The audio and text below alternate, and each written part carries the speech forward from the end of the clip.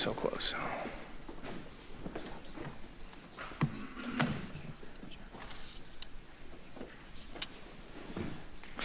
Good evening, ladies and gentlemen. The August 20th, 2025 meeting of the City Council will now come to order at 6 p.m. Winnie, may we have roll call, please? Jessica Ayers. Here. Nick Card. Here. Kevin Keating. Here. Mike Kurlinger. Present. John Quinn. Here. Zach Smith. Here. Kevin Stein. Here. And Garrett West. Here. We have 8 present. Great, thank you. We have a quorum. City manager reports. Mr. Field.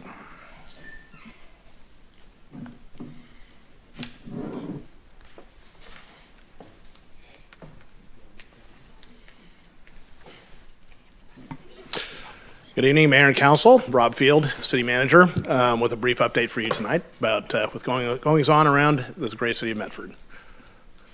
Oh, and this. There we go. Celebrating community art. We had our 2024 community art contest, and we have now put the winning entries on display in City Hall. Madeline Pepper with My Interpretation of the Winter Lights Festival. Serafina Batista, Growers and Crafters, Kaya Ochen, Nature's Contrast, and Lily Zavala, Let's Medford together. So those who choose to take a look, they're on display here.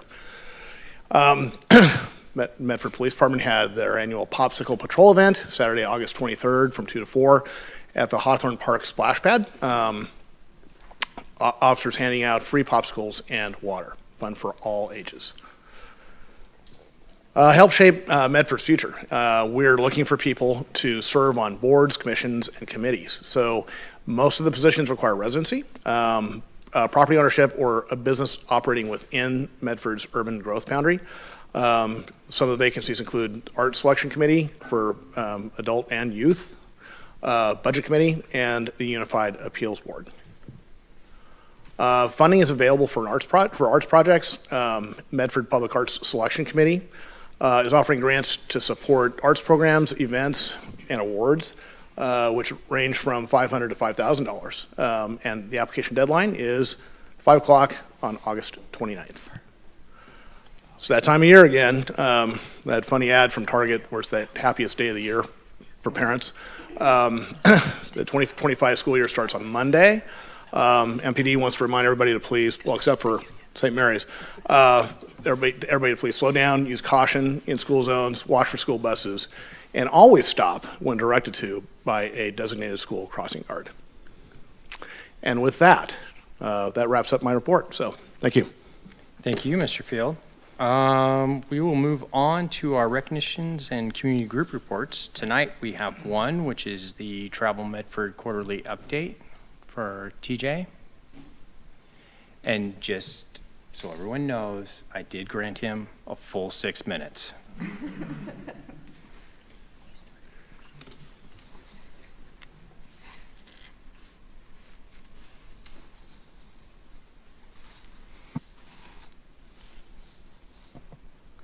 Good evening, Mayor Zarzynski, Council President Card, Council Vice President Ayers, Councilors. My name is TJ Holmes. I'm the Senior Vice President for Travel Medford. I'm in front of you every quarter. It's a great time to be in front of you. I just celebrated my 4-year anniversary in this role last weekend, and my first week 4 years ago, I was right in front of you. So it's an honor to be up here again. And before I kick off our quarter 4 report, just want to say it's a very exciting time right now in the travel industry in our community.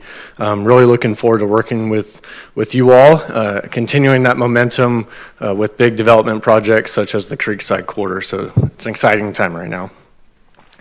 For our quarter 4 report going into April through June, going over the transient lodging tax revenue, the numbers that you see in front of you is Travel Medford's share, which is 25% of the total TLT. So you extrapolate that out times 4 for the total amount. Medford peak season is May through October, so you're starting to see the ramp up there in May, but June, we had the highest June on record for lodging tax, so we actually ended the fiscal year, we're on the July through June fiscal, ended the fiscal year with a record in lodging tax collection. So great year that we had, a banner year. Looking forward to continuing that momentum like I mentioned. For some of our other tourism trends or key metrics that we track, average daily rate, occupancy, and intermediaries, the TLT from that, from the short-term rentals, were all up year over year. As you can see in occupancy, quite a bit down from 2021, but I will say that the room supply from that year to this year was a 9% difference. We have 9% more supply this quarter and this year. That's why that's a little skewed coming right out of COVID as well. For tourism promotion, it's the name of the game for us. That's our key focus. One of our big campaigns that we do is the Expedia campaign. It's a direct booking campaign. We can tell if we served an ad to somebody and if they directly came to Medford and booked a room on a number of sites to be able to put revenue back into the city. So that ad spend throughout the entire year was just over $100,000 for us. It's the campaign that we spend the most money on. That generated $1.9 million in gross revenue for Medford lodging facilities, for a return on spend of $18 for every $1. So $18 in revenue for every $1 that we spent came back into Medford lodging. So one of the great things about that campaign is that actually came back to Medford of $210,000 came back to the city of Medford in TLT revenue from that campaign. Another campaign that we touch on, this is just a lot of numbers up there, but this is a social media campaign that we run, just an example of one of the successes that we have. Use some new assets, that we got some new photos for Savor, Soar, Splash, and Explore, some of our spring and summer campaigns that we have going on.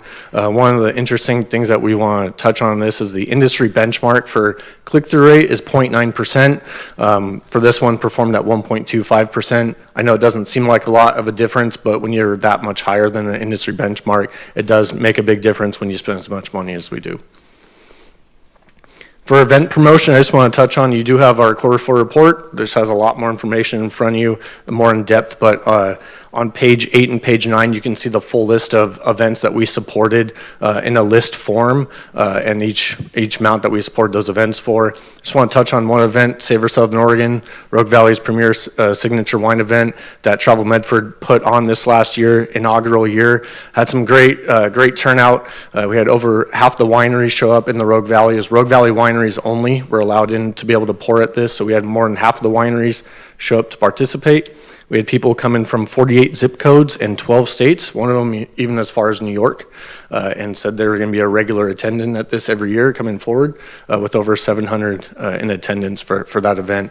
And that featured a wine competition, where we had over 150 wines entered into the wine competition, an education session, and also a grand tasting. So just want to show you a quick little video of an event recap here. Take a look.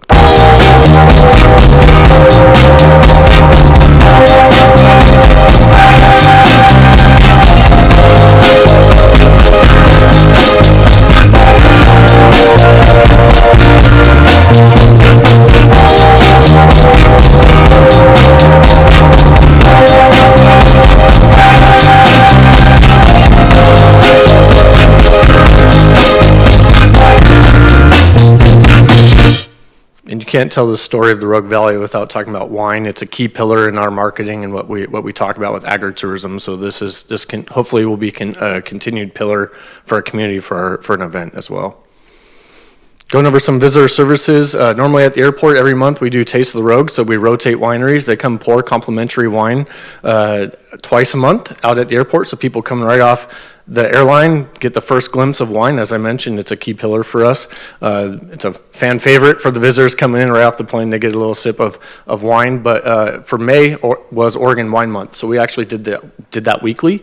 We served we had pours out there for 35 flights that arrived and had 281 pours at that time.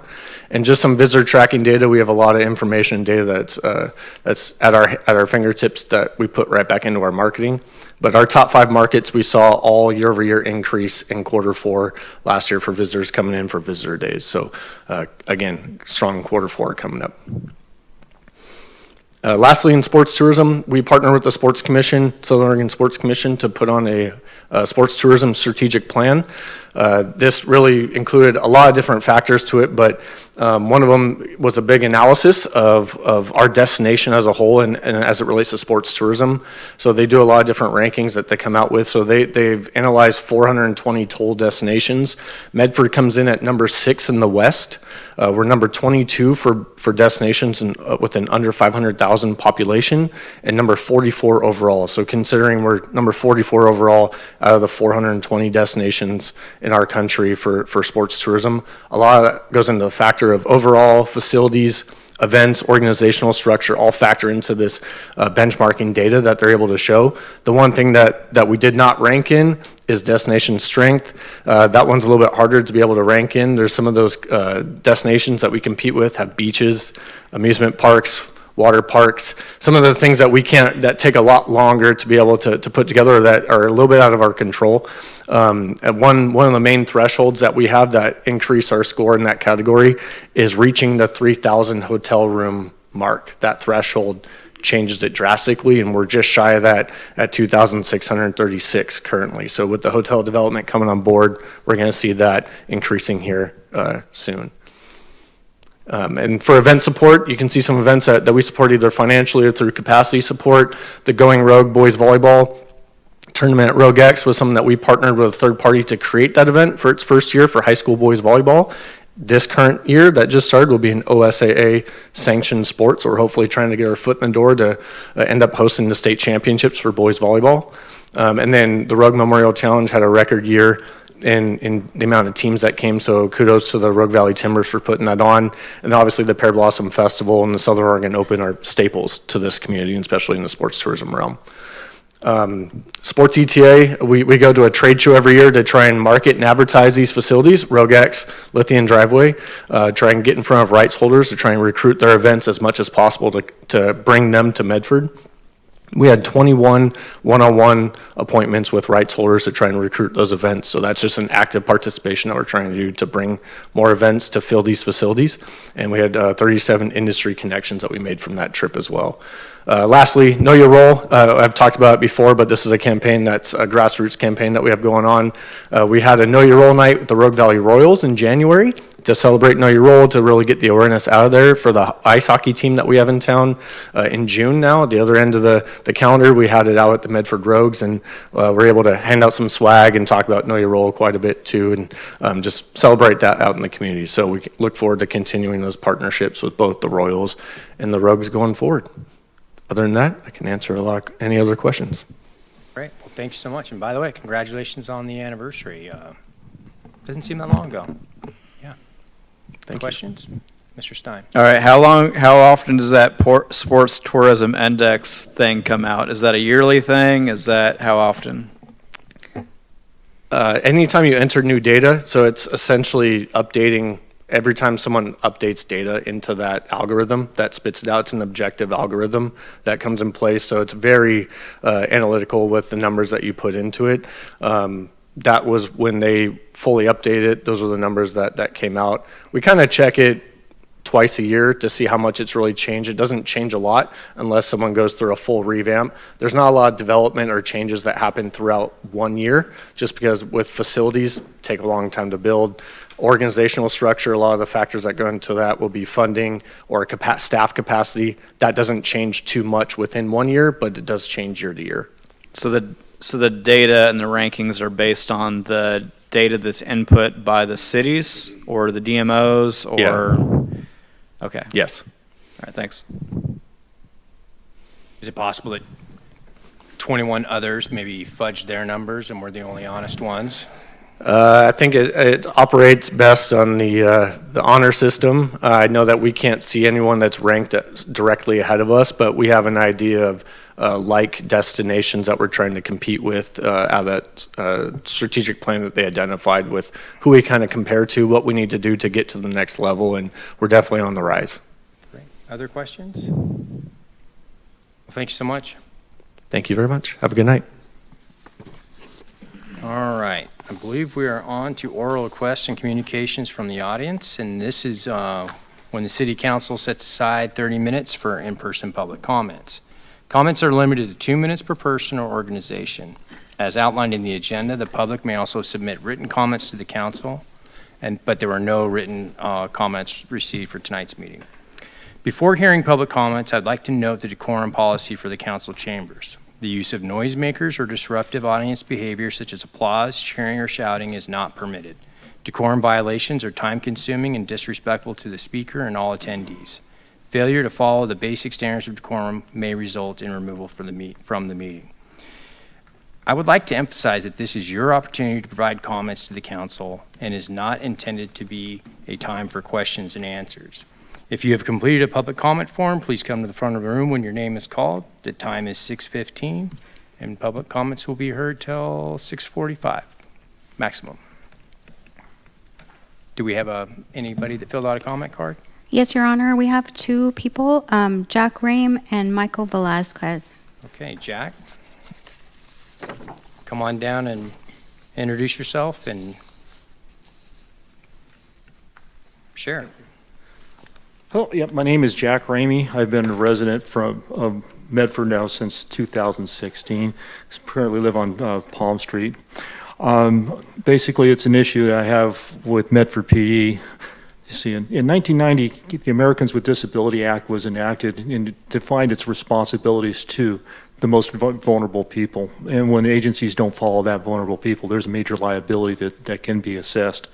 My wife, Joyce Ramey, she sustained a serious brain injury, traumatic brain injury, when she was 11 years old. And she is designated as a protected individual. She is recognized by the Social Security industry and Judge Bloom within Medford's judicial system. On Thursday, August 2nd, she was assaulted. She was pretty much beaten up and stuff, and she was injured. She suffered severe head injury, knocked to the ground twice. And she called 911, requested ambulances, requested Medford PD. She advised that she had a head injury. That was her way of trying to explain her status. And she asked for an ambulance several times with 911. Medford PD got there, and they basically dismissed her. She told them she had a head injury and she was injured, and they basically walked through the scene. Finally, they came to the conclusion that it was mutual combat because the only evidence there was a deal of pink hair. They just then pretty much dismissed her and never offered first aid or anything else like that, just let her walk home. It's fortunate she made it home because if she would have collapsed again, a final one could have been fatal. So they put her life in jeopardy by not caring for her. When I talked to a sergeant, because I had to take her to the ER, and she's still not recovered from this. This, from the 7th. I mean, we went for a walk today, and her arm would start shaking, and I had to help her back to the house.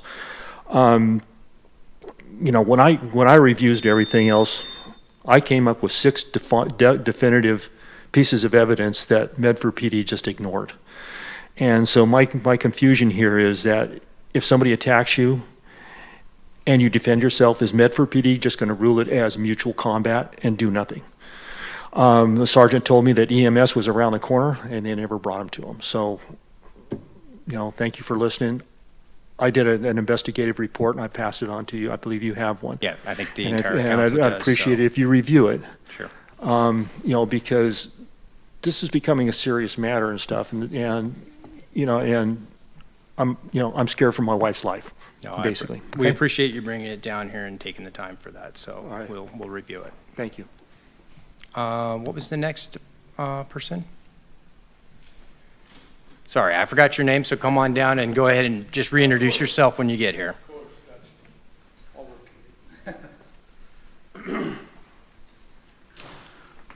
Hello, my name is Michael Velasquez, resident of Medford. Mr. Mayor, Councilor, City Manager, thank you for the floor. So I have 2 topics to discuss tonight, given the time. One of them is mail-in voting. I know that Oregon, we have certain laws in place that protect that in our state, but I just want to hope that and echo some of the concerns in the community around that. And but also going back to some of the facts as well, that about 75% of eligible Oregonians cast their ballots. This is some of the highest turnout rates in the country. I know this goes beyond convenience. this is just what Oregon's about, right? It's about accessibility, improving that for all our citizens. So I hope that the council, along with the city, can kind of stand behind that as well. I'm not saying that we're not in any way, but just wanted to kind of voice that this evening. And then the next topic is a two-parter, more of a question, and also a statement. I know that Oregon, we're a sanctuary state, and that's been the case since 1987. That's not a radical idea, it's a responsible idea. It creates safety for our residents, but it also creates a welcoming state, welcoming city that I know Medford envisions to be, citing the 2040 vision plan, but also going to the vision statement of the city specifically. So part of this is I ask, how can we maybe pass a resolution and or push to make the city of Medford a welcoming city, and that they will create a resolution or a statement in aligning with such, creating that we are a sanctuary city and or a welcoming city. Other cities in Oregon have done so as well. Portland is one of them. Salem has brought up other inclusive city resolutions, 2017. Portland in 2017. Corvallis, a sanctuary resolution in 2016, just to name a few. So this aligns with. Don't want to cut you yeah, off, but go just ahead. want to make sure that you get an opportunity to like maybe finish with what you're. Yeah, what yeah, you of have course, there. of course. So So going back to that, how can we pass a resolution or create a resolution that can put Medford in a place to say that they are a welcoming city, a sanctuary city itself, to create that safe space for all? gotcha. And did you have a statement you wanted to make after a question? Well, I have, Briefly, of course. yes, well, I have a proclamation or potential Okay. kind of outlining. So, and what you can do is there is a place online. Go to the City of Medford website, type in, search for proclamations, and there's a place where you could submit that. Okay, and then for city resolutions, would that need to be something that would need to be brought forth in a similar situation? Or would I have to turn in to the city recorder and go that route? How would? I feel bad that we're having dialogue and we said we wouldn't, but just to help you here, I think we all heard what you said and Okay. you're asking, then we can, we'll address from there. Thank you. Thank you. Yeah, you bet. Thanks for Appreciate coming y'all. down. Have a good evening. Okay.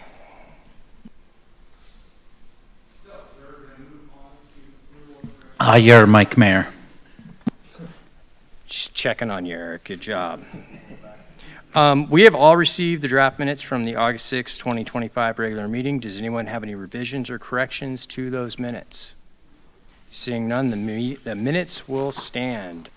We have no consent calendar items tonight, so we'll move straight into ordinances and resolutions. 80.1, sir. Thank you, Your Honor. Item 80.1 is Council Bill 2025-71, a resolution setting the public hearing date for September 17th, 2025, and initiating annexation to the City of Medford, a single developed parcel totaling approximately 0.50 acres, or 0.58 gross acres, located south of Stewart Avenue and west of Lozier Lane. Address is 1320 Thomas Road. The county zoning designation of RR 2.5 will be changed to the city's SFAR 00, single-family residential, one dwelling unit per existing lot holding zone. The property will be removed from Rural Fire Protection District Number 2. Thank you. Should be straightforward. Kevin, are you asking for a staff report? Nope. Attaboy. You're recognized, Mr. Stein. Thank you. I move to approve Council Bill 2025, Tax 7-1. Second. Second is actually Nick Card, but and the motion was Kevin. Discussion. Winnie, will you call the roll? Kevin Stein, Yes. Nick Card, Yes. Jessica Ayers, Yes. Mike Kurlinger, Yes. Kevin Keating, Yes. Garrett West, Yes. Zach Smith, Yes. and John Quinn. Yes. We have 8 yes. All right, motion carries. We are on to agenda 90.1, which is we have a continuation request for a public hearing. Mr. Mitten, do you see any reason for me to read all the rules of public hearings for this matter? No, my recommendation, and same with what I was going to do with the quasi-judicial rules, is only read them if there's someone here who can't come on the continued date and wants to testify tonight, then we can read the rules for their benefit. Otherwise, we can cover that stuff at the continued date. Okay. So this matter is going to be continued, but if you did come down to testify in person to this matter, just raise your hand and let me know that you want to come down and testify. Seeing none, I think we'll go ahead and move to a continuation motion. Sure thing. I'll just read in the title, and then we can get a motion to continue. Sounds good. So this is an ordinance to vacate the unimproved street rights-of-way of two 50-foot wide segments of Belknap Road, located between Garfield Street and Center Drive, and then east of Center Drive to the terminus of the subject Belknap Road right-of-way. The subject rights-of-way are within the heavy commercial zoning district and abutting parcels, and I'll skip those tax lot numbers. And as noted in the AIC, there's a requested continuance to a date certain of October 1st. October 1st. Is there a motion to continue this item? Mr. Stein? Sorry, was there a date certain? Yes, Okay, I October move 1st. to continue 90.1 to October 1st. Second. So we have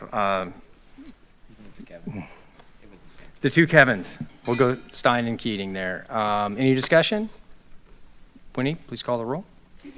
Kevin Stein, Yes. Kevin Keating, Yes. Mike Kurlinger, Yes. Nick Card, Yes. John Quinn, Yes. Jessica Ayers, Yes. Zach Smith, Yes. and Garrett West. Yes. We have 8 yes. All right, thank you very much. That passes. There are no proclamations tonight, so we'll go straight over to committee reports and communications. Mr. President. Thank you, Your Honor. We had a pretty quick council officers meeting, 7 items. First item was a conversation about downtown. Councilor Kurlinger brought us a series of feedbacks that he had been hearing regarding Main Street, regarding businesses moving or divesting or leaving downtown. And so we had a brief conversation about what's going on there, concern, making sure that we're being responsive as council. I know we've all spent a lot of time talking about Main Street, and so staff is going to engage with some of these business owners and property owners and see if there are some more concrete actions that we can do. We have an economic development office now, and so that's going to be part of that, and staff will bring us back an update and if there's any action that we can take to try to address some of these concerns. Second item, Manager Field wanted to bring us just an update that one of the items that we had discussed as part of our council goals was Biddle Road extension, and looking and sort of investigating that as an option that's going to happen as part of the TSP process. Garrett and I spoke to Public Works and Planning about different road projects, and so this is an extension of that sort of process. The Portland Loos on Front Street by RVTD. Those were built in collaboration with RVTD. However, due to some of the budget issues that are facing transit organizations, RVTD is not able to continue operating those at this time. However, we do have at the end of the month a special session in the state legislature that could potentially resolve some fixes and some additional funding for transit. So the city manager basically came to us with with his intention to, the city will take on the responsibility to maintain these. This is costs us about $32,000 a year to maintain. We will take these on an interim basis, seeing what's going to happen with the special session, see if RVTD is going to be able to take these back over after that funding hopefully is passed. And should that not happen, then he'll come back to us with some other recommendations for what we're going to do. These were built, obviously, to reduce public bathroom use or in and around the Front Street station. So they are a very valuable facility, but they all are also expensive to maintain. DMA, the metrics for the work Debbie came to us to ask to put together a work group of council volunteers to talk about the metrics for DMA. Both Jessica and Mike Gerlinger volunteered. Does anyone else wish to volunteer to be part of the metric group? As long as there's not a quorum, yeah, everybody else jump in. Kevin, you want to be a part of that? Love to. All right. It's going to be a fun threesome there for you guys. Phrasing. Yeah. All right, next. Wow, that one threw me off. Yeah. Mira, and so we're City Attorney Mitten brought us just an interesting little procedural quirk. We have a matter that's going to come before us both as a city council and as a Mira board, and so we're going to have a joint city council Mira study session involving us having a study session with ourselves, phrasing, and that's going to happen on September 17th. Just so that we were aware that it's going to show up weirdly when we see that in our agendas. Everyone bring 2 hats, yeah. RCC has requested to do quarterly meetings with the city. We currently do something very similar and very successfully with the Medford School District. Staff is intending to establish a similar quarterly meeting with RCC based on our City of Manager Medford School District meetings. Also, RCC has just completed an economic impact study, and they're going to come and present that to us at some point in time. And I think it'll be really interesting for us to see that. And KJ has promised us that it's going to be less than 5 minutes, so we'll see if they can cover that. The surprise builds. And lastly, city recorder meetings back up. We are going to have Erica joining Winnie as backup for recorder. That way Winnie can have a vacation at some point in time and we can still have a recorder, though I wasn't aware she got vacation. So, you learn something new every day. With that, that completes the council officers agenda. Any committee reports? Mr. Kroninger. Last week we had our very first brand new housing community, hang on a second. Let me see if I can remember the full new acronym. Housing and Community Development Committee.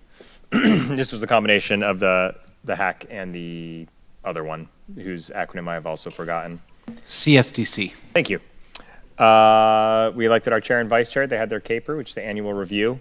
I think we are doing the request for proposals for grant funds is opening up on the 8th of September, and then mid-November they're going to start presentations. So I think that'll be the part that we're probably excited to see. And a fun update is they're going to start accepting home funding from HUD and learning how the city can utilize those options. So Jess. now that they're combined, Microphone, I don't want Councilor to use Ayers? it. Now that they're combined, the RFPs all together, there's not 2 separate RFPs anymore. That's my understanding, yes. Okay, so Michelle's nodding her head, yes. Good. So, okay, thanks. Any other committee reports? Garrett.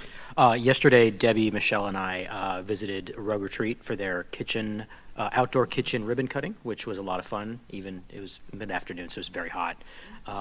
Fantastic facility for the community. And today I attended the Medford Water Commission meeting. Of importance is that Medford Water is engaging a consultant to update the water management and conservation plan and also the water system master plan, as well as doing some investigation into insurance issues and updating some distribution system electronic equipment. So thank you. Any other committee reports? Kevin. Oh, sorry. I'll get back to you, man. You can. So it's obviously to be determined because we don't make, decisions in study sessions. But if our, proposal kind of goes through, there's roughly $75,000 is unallocated. And longtime viewers know that when there's money available, council members snatch it up and use it for whatever. So one of the things that we heard today was about the art that the kids did, and you can see it if you go through the security side of the first floor. It's over there to the right. It's a really neat thing to do, and I would like to continue it. I think it's a really fun thing that we can do. That's pretty cost effective compared to everything else we do. I think the number that KJ gave me was $8,000. And we can even scale that down a little bit if we wanted to. We don't necessarily have to have, all four winners framed in City Hall, but so, there's different things we can do if $8,000 is too much. But I would like to put that back together and continue that for another year, because I think it's one of those things that we can continue doing, and it's a really nice thing once it gets going to have those people be able to look back in the past, right, and say, oh yeah, 10 years ago, when I was a student, I got to do these things. So I really hope that we don't have it die. We continue this thing on, and as we go, we get even more submissions that we can look at, and it was just a really interesting process, and I think it worked out well, and I would like to continue it. Secondary has nothing to do with the first one.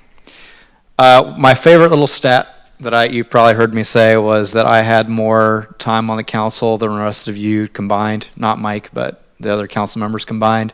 That is no longer the case. You guys now have more time than me combined. So my little stat has gone away, but it was fun while it lasted. Mr. Minton. Just a question in terms of the proposal of the ask. We still have time to modify what's coming before council in September. If council wanted to make a decision on the fly now and make a motion, we can build that into what we're bringing forward in September, or we could handle it procedurally separately. I just wanted to raise that as a question. Well, so what I was thinking about how we might handle this is, because I like the idea in theory, but I would kind of want to see a little bit more. I haven't had a chance to think about this or process it yet, but perhaps maybe we could direct staff to come back with a proposal or something like that. Kevin, I don't know. I think that's perfectly acceptable, because when I saw us promoting it, I reached out to KJ, our communications specialist, which I think she has a new title now, and asked for some information, and so she provided it. But we can ask for more.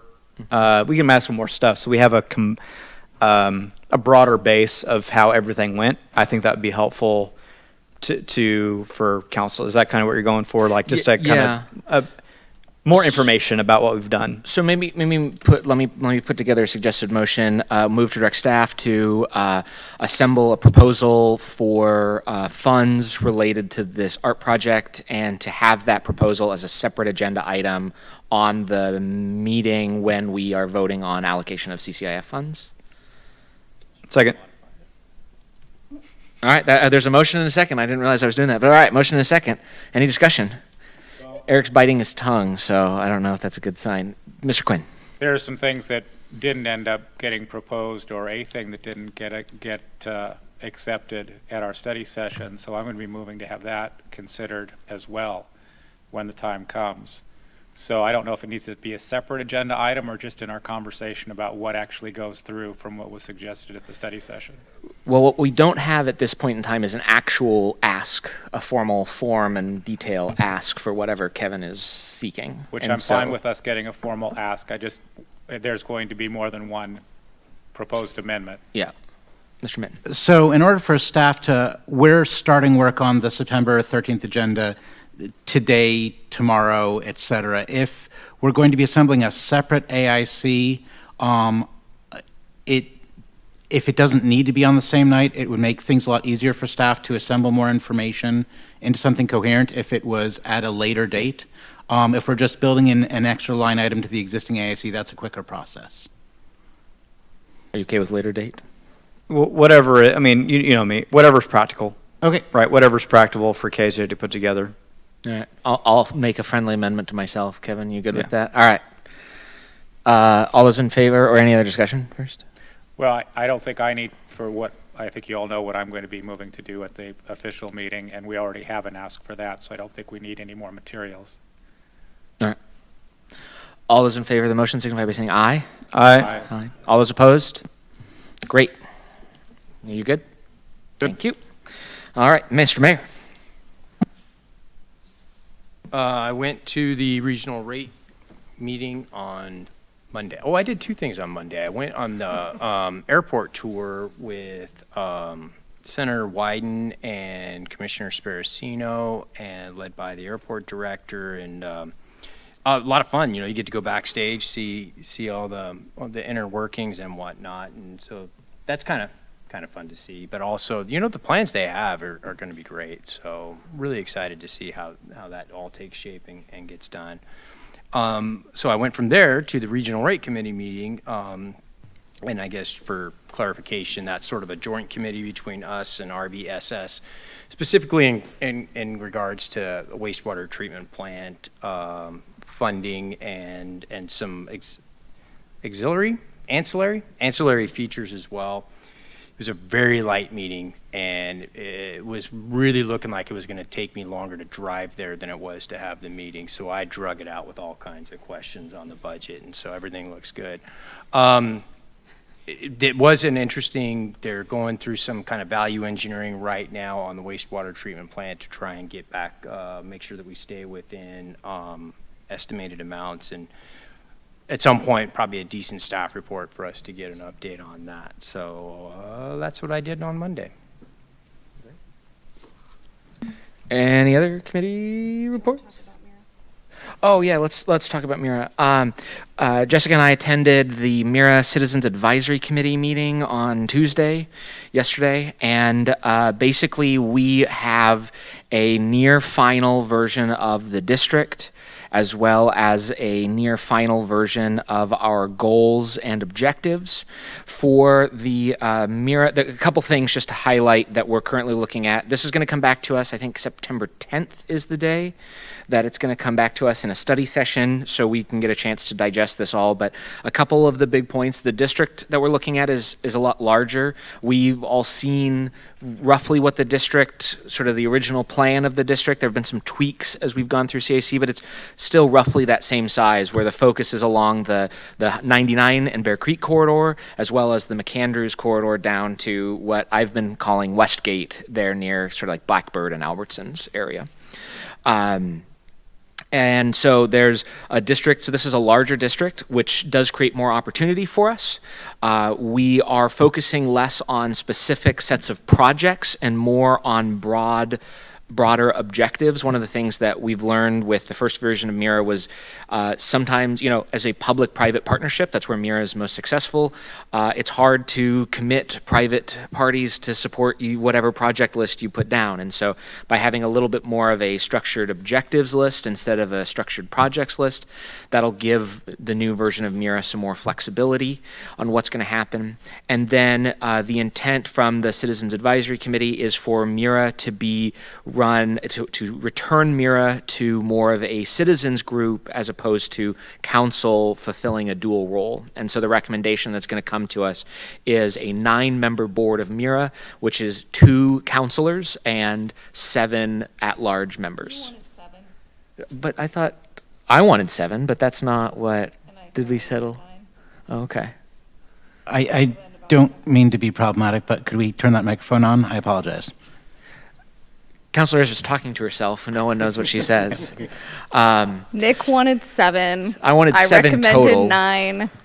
Well, that was what I the don't original. care either way. Well, it's what the recommendation. Anyway, we'll see what it comes to. But 7 to 9 is the recommendation. So anyway, those are the big highlights of the differences. EJ and Harry have been working really diligently on this whole process, and so once we get all of this stuff in front of us and we're pretty happy with the direction that this is going, then there's the more rigorous process of basically confirming the district and the tax lots, and then the economic impact, or not the economic impact, I'm sorry, but the TIF, what is this? What do we call it? The borrowing authority, whatever that is. There's a name for that, I forget. But how much money is going to come out of Mira 2.0 and maximum indebtedness, thank you. My Mira chair is so good over here.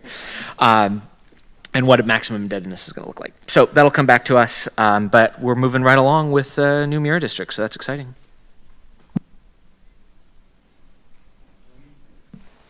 Thank you, Mr. Card. Mr. Field, staff report tonight. Just a couple quick things. Tagging on to the Mira discussion, we have engaged counsel to assist us with the finalization of the process, Elaine Howard. So that has been approved. During the Wyden tour, I had a chance to talk with Airport Director Amber Judd. They have in fact engaged the architect for the expansion, for the first phase of the expansion project on the terminal, which is pretty exciting. They're moving that forward. Took quite a while for them to get that negotiation completed, but it is complete and it is in place. And with respect to the wastewater treatment plant, yeah, we are in the process. We're pretty far along, I think. We will definitely, though, have a staff report for you when we have finished modifying the agreements for the construction of the wastewater treatment plant. We're still, by the way, waiting for the WIFIA loan to get final approval, but that is in the works. It should be coming forward any time now. And that's it. All right, thanks. Any questions regarding those two? Super. Okay. Anything else for the good of the order? Nope. We are adjourned at 6:44. We're going.